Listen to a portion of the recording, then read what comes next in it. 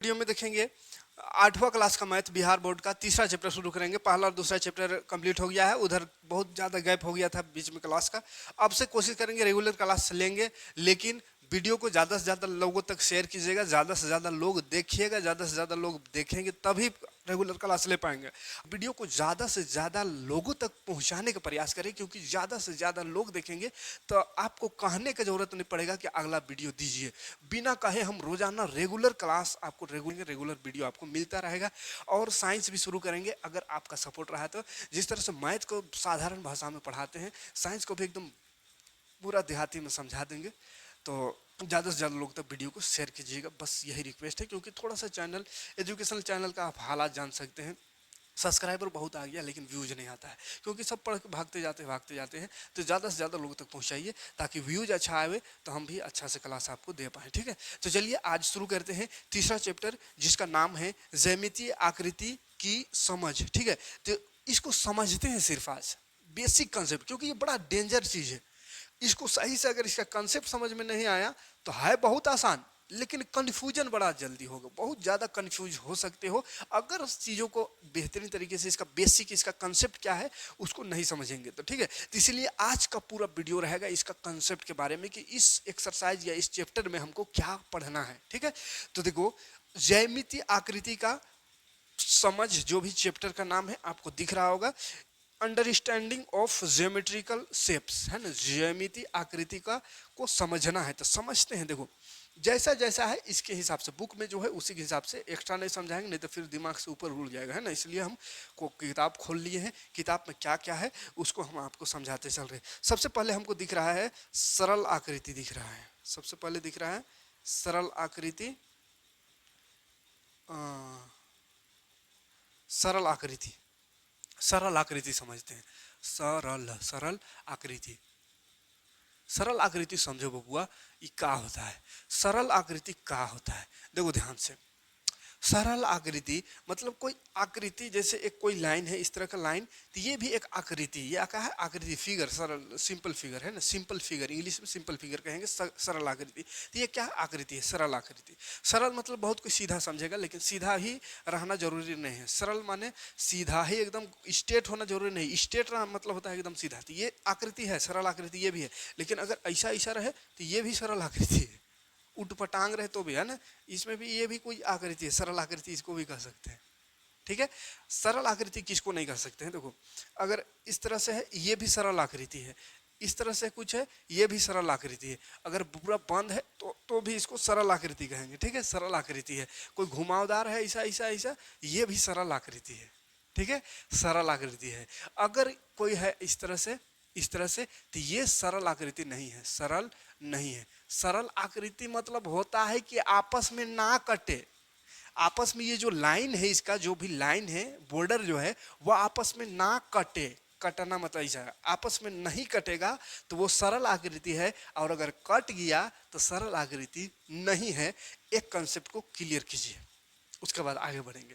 क्या है, कट गया आपस में तो सरल आकृति नहीं है, नहीं कटा तो चाहे वो कितनों टेढ़ा मेढ़ा कुछ भी हो तो वो सरल आकृति है। तो एक क्वेश्चन यहाँ से बनता है, आपको एग्जाम में पूछ सकता है, इस तरह से आकृति बना देगा, बहुत सारा बोलेगा इसमें से छांटो कौन सरल है। तो देखना है कि इस तरह का कोई भी हो सरल आकृति है, लेकिन जब आपस में कट गया कहीं पे तो उसको कह देना है सरल आकृति, ये नहीं है, ये सिंपल फिगर नहीं है। ठीक है, कोई दिक्कत नहीं, आगे बढ़ते हैं। आगे देखते हैं क्या है, देखिए स्वयं करके देखिए, ये क्वेश्चन है, क्वेश्चन में इस तरह का फिगर दिया हुआ है और बोला है छांटना है कि इसमें क्या है, कौन सरल है, कौन बंद है और कौन खुला है, वो भी छांटना है। ठीक है, तो चलिए बंद और खुला आकृति भी यहीं पे समझ लेते हैं। सरल आकृति हो गया, बंद आकृति, बंद आकृति समझ लेते हैं, और खुला आकृति। तो बंद और खुला तो समझ में आता होगा। देखिए जो जो भी बुक में है, जैसे जैसे हम देखेंगे क्या है पूरा डिटेल समझाते चलेंगे। ठीक है, उससे ना आगे बढ़ेंगे ना कम करेंगे, जितना है उतना। जैसे सरल आकृति देखें, सरल आकृति समझ में आ गया। बंद आकृति, बंद आकृति मतलब समझ आता है, बंद, बंद, देखो बंद कौन है, ये है बंद ना, ये ना, ये ना, ये ना, ये यहाँ भी खुला है, ये बंद आकृति बबुआ है, बंद आकृति। ये क्या है, बंद आकृति, आए समझ, बंद आकृति। ठीक है, बंद आकृति, ये जैसे बंद आकृति। ठीक है, ये क्या है, बंद आकृति।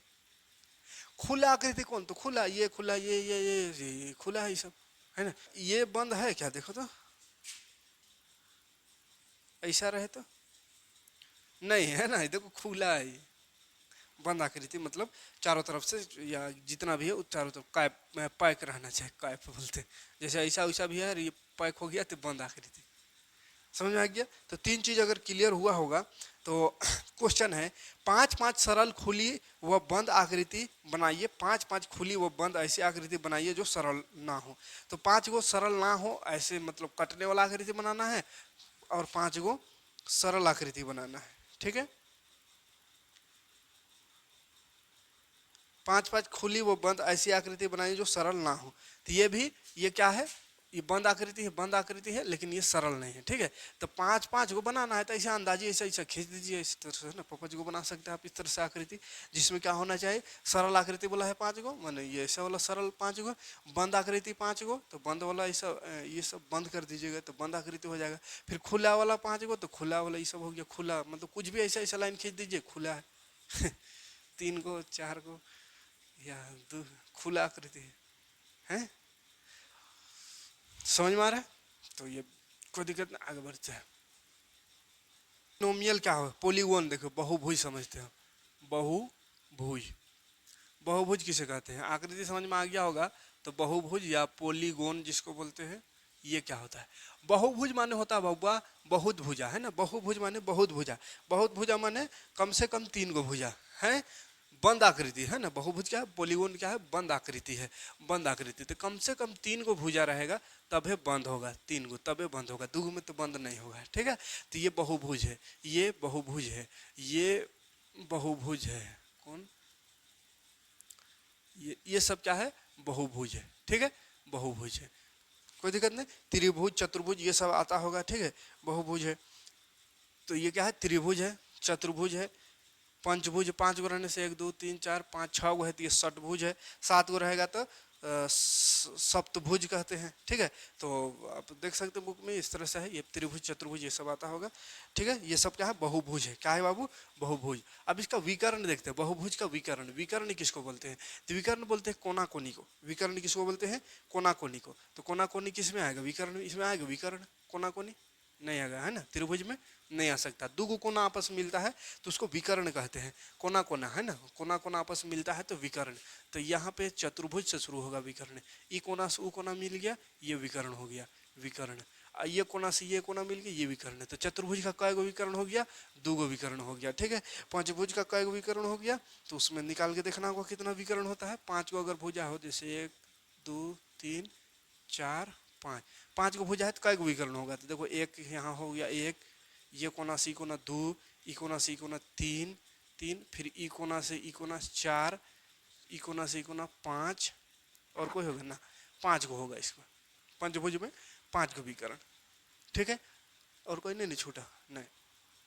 तो इस तरह विकर्ण कहते हैं, कोना कोना को क्या बोलते हैं, विकर्ण। अच्छा एक शीर्ष आ रहा है, शीर्ष, तो शीर्ष किसको बोलते हैं समझते चलिएगा। शीर्ष कोना को बोलते हैं, कोना, कोना जानते हैं ना, कोना, ई कोना दो कोना तीन कोना चार कोना, तो चार गो शीर्ष है इसमें, इसमें एक दो तीन चार पाँच, ये शीर्ष है, ठीक है बाबू। शीर्ष, कोना को शीर्ष कहते हैं, ठीक है। तो शीर्ष समझ में आ गया, विकर्ण समझ में आ गया, चल ठीक है आगे बढ़ते हैं। हाँ, शीर्ष और विकर्ण अगर समझ में आ गया होगा तो एक वर्ड आएगा अभ्यंतर और बहिर्भाग आएगा। अभ्यंतर इंटीरियर और एक्सटीरियर, इंटीरियर एक्सटीरियर क्या होता है उसको समझते हैं, ठीक है। देखो छोटा छोटा चीज़ है, ऐसा नहीं कि ये सब बहुत शुरू में जैसे डराने जैसा बोले थे, लेकिन नहीं, सिंपल सिंपल चीज़ है। लेकिन यही सब चीज़ को अगर एक बार नहीं बता के रखेंगे और डायरेक्ट क्वेश्चन करवाएंगे तो फिर वहाँ पे कन्फ्यूज हो जाइएगा, ठीक है। बस छोटा छोटा चीज़ है, इसको याद रखिएगा। विकर्ण क्या है, कोना कोना, शीर्ष क्या है, तो ये शीर्ष, और ये सब क्या है, पोलीगोन, बहुभुज है, ठीक है, बहुभुज है ना। और आकृति मतलब उठपटांग कुछ हो रहा है तो वो आकृति है, लेकिन अंदाजी ऐसा ऐसा करके कहेंगे इसको बहुभुज है तो नहीं होगा ये बहुभुज। बहुभुज माने एकदम सीधा साधा भुजा, बढ़िया बढ़िया भुजा होना चाहिए सर से, या तो त्रिभुज या चतुर्भुज या पंचभुज या छठभुज सतभुज जो होता है वो ओरिजिनल फिगर। और आकृति खाली बोले थे इससे पहले, उसमें है कि अंदाजियो ऐसा ऐसा रहे तो ये आकृति है, ठीक है। अब पोलीगोन मतलब जिसमें भुजा रहो, शीर्ष हो, विकर्ण हो, है ना। Interior, interior design exterior design कहते हैं ना। अभ्यंतर माने अंदर होता है, ठीक है, अंदर, ये अंदर की बात हो रही है और ये बाहर की बात हो रही है। तो कोई भी पॉलीगोन हो, कोई भी बहुभुज हो, जैसे ये एक बहुभुज है, इसके अंदर कुछ हो है, इसके अंदर जैसे स्टार लगा दिए तो ये स्टार क्या है, अभ्यंतर भाग में, अंदर में है। बाहर में ऐसा कुछ चांद बना दिए तो ये क्या है, बाहर में है, इसको बाहर भाग कहेंगे। तो बाहर कुछ रहेगा उसको लिखेंगे कि बहिर्भाग में है, अंदर कुछ है तो अंदरूनी भाग में, अभ्यंतर में है। बस इतना सा चीज है, ठीक है। अभ्यंतर माने भीतर, बहिर्भाग माने बाहर, ठीक है। तो ऐसा कुछ बनाया हुआ रहेगा, कहेगा कि इसका अभ्यंतर में क्या है, बाहर भाग में क्या है, उसको बताइए। या अभ्यंतर में कैट हो, ये चित्र है, और बाहर में कैट हो है रहती, सब अब अंदर बाहर आप समझ सकते हैं। उसके बाद बहुभुज के, ठीक है, बहुभुज का प्रकार, बहुभुज का प्रकार देखिएगा, ये मेन चीज देखिए, बहुभुज, बहुभुज के प्रकार। बहुभुज के प्रकार समझिएगा, दुगो होता है, एक होता है उत्तल, उत्तल, उत्तल, और एक होता है अवतल। ये साइंस में भी पढ़े होंगे आप, उत्तल और अवतल। ये जो है बाहर निकला हुआ है, सब भुजा, सब भुजा बाहर है तो उत्तल है, ठीक है, सब भुजा बाहर है तो उत्तल है। जैसे ये सब भी, सब भुजा बाहर बाहर है तो उत्तल है। अवतल क्या होता है, अवतल मतलब होता है कि भुजा को अंदर आ गया, जैसे ये देखो बाबू, ध्यान से समझिएगा, ये भुजा एक, इसका दो भुजा क्या हो गया, अंदर आ गया, अंदर। तो इस तरह का अंदर घुसा हुआ रहे तो वो अवतल होता है। बाकी बात ये जो भी देखते हैं वो सब उत्तल है, ठीक है, याद रहेगा। अंदर घुस गया कोई भी फिगर, इस तरह से है, इस तरह से, इस तरह से, और कुछ अंदर आ गया इसका एक दो भुजा, वही चीज हो गया, तो ये क्या हो गया, अवतल हो गया, है ना। अंदर घुस गया, जहां भुजा दूगो अंदर घुसा तो वो अवतल, और सब बाहर बाहर रहा भुजा तो उत्तल, ठीक है। अवतल उत्तर में कोई दिक्कत नहीं, अवतल उत्तर में कोई दिक्कत नहीं। तो फिर एक सम और विषम बहुभुज पढ़ना है, सम और विषम बहुभुज। भुज किसको बोलते हैं, विषम बहुभुज किसको बोलते हैं, ध्यान से समझिएगा। सम मतलब होता है जिसका सब कोण बराबर हो, सभी कोण बराबर, सभी कोण बराबर, सभी कोण बराबर हो तो सम, सभी कोण बराबर हो तो सम, और ना हो तो विषम। जैसे ये त्रिभुज है, तो ये समबाहु त्रिभुज अगर है ना, समबाहु त्रिभुज में सब बराबर होता है, सम बाहु त्रिभुज,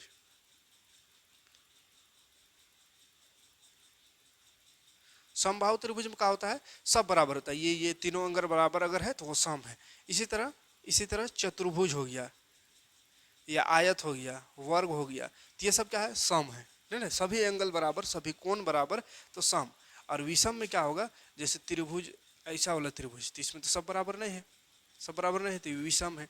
चतुर्भुज जैसे ऐसा वाला, सब बराबर नहीं है तो ये विषम है।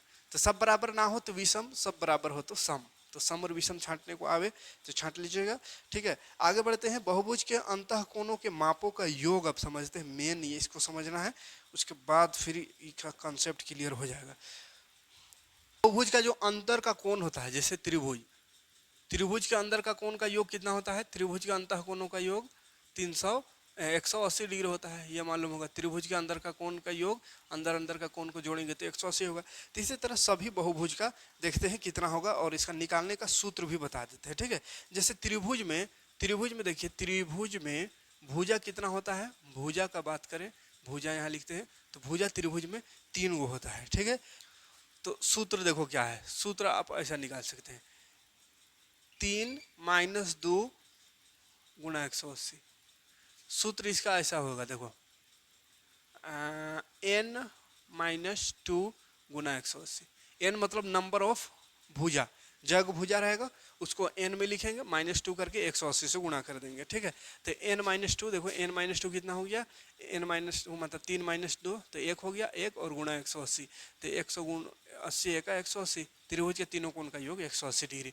अब देखिए चतुर्भुज अगर रहे, चतुर्भुज, चतुर्भुज में क्या कोण होगा बाबू, भुजा होगा 4 गो होगा, ठीक है। तो यहाँ क्या करेंगे, भुजा -2 माने 4 - 2 करेंगे, फिर 180 गुना होगा। तो 4 में 2 घटावेंगे 2 होगा, गुना 180, तो 180 गुना 2, 18 दूनी 36, 360 डिग्री होगा। तो इस तरह से आप सभी बहुभुज का निकाल सकते हैं। पंचभुज का निकालते हैं, पंचभुज, पंचभुज यानी 5 गो भुजा अगर हो तो उसके अंतः कोणों का योग, 5 गो भुजा हो तो यहाँ का हो जाएगा 5 - 2, 5 - 2 गुणा 180, तो 5 - 2 करेंगे 3 गुणा 180, तो 18 × 3 = 54, 40 डिग्री हो जाएगा पंचभुज के अंदर का कोनों का योग। ठीक है, अगर षटभुज करें, षटभुज क्या बोलते हैं, षटभुज बोलते हैं, षटभुज, षटभुज माने 6 गो भुजा अगर रहे तो 6 - 2 और 180, तो 6 - 2 4 गुणा 180, तो 18 चौके